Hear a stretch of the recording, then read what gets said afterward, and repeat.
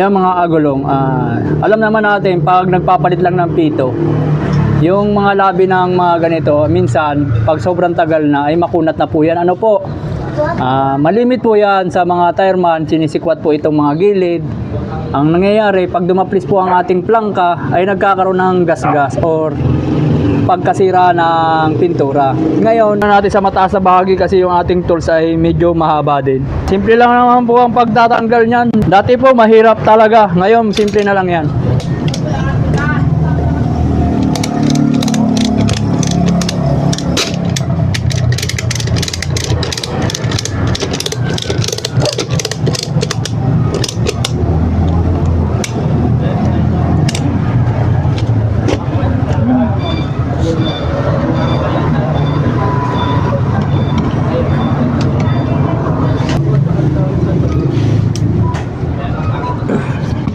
Papalitan natin ito ng pito.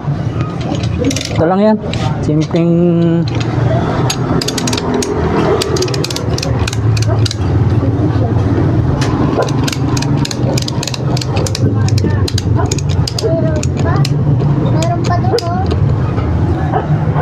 yan, ganyan lang. Ano natin para medyo buka. Kasi yung pito malimi talaga. Nasisira po ito kasi gawa ng pag may tire sealant, nababaran po siya ng sealant, lalo na pag binaklas natin, nakabaklas to, sisikwatin mo na lang to kasi hindi, wala na sa motor na ano na siya, hindi mo basta-basta makukuha pag wala kang gamit na tools. Tingnan mo na nangyayari sa mga pito natin, no? Pag may tire sealant, ano po? Yan. Tapos yung pinakapit nyo, yung pinakabutas nyan, papasukin ng sealant, wala na.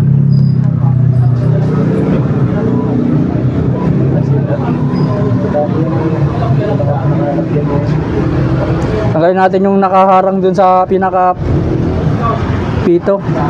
May mga sealant.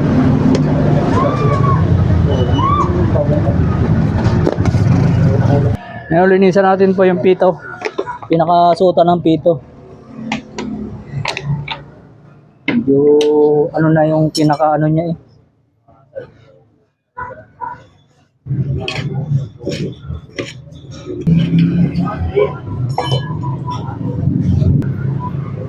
Ganyan lang po kasimple, kadali.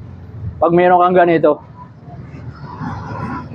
Kasi malimit sa atin ano po yung sisikwatin natin ng plangka. Ng ganito, malimit yan. Pag dumaplis po itong dulo, at lalo ng pinturado, pag dumaplis, magkakaroon siya ng gas-gas. Gano'n, madalas ito nasisira dahil sa sealant. Ayan, simple lang. Ipasok na natin. Tanggal naman yan, hilain mo lang yan. Alis na yan. Tingnan muna natin kung may singaw ang pito para double check. Success. Saka yung gilid kasi minsan dito may nabulayan dyan. Double check lagi natin yung gilid. Kasi dyan minsan eh malimit, hindi lang minsan. Malimit po talaga pag may tire sealant.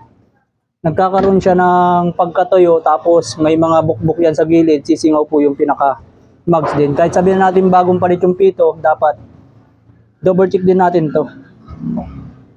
Yan, wala pong singaw. Ilang minuto lang ay may pera tayo.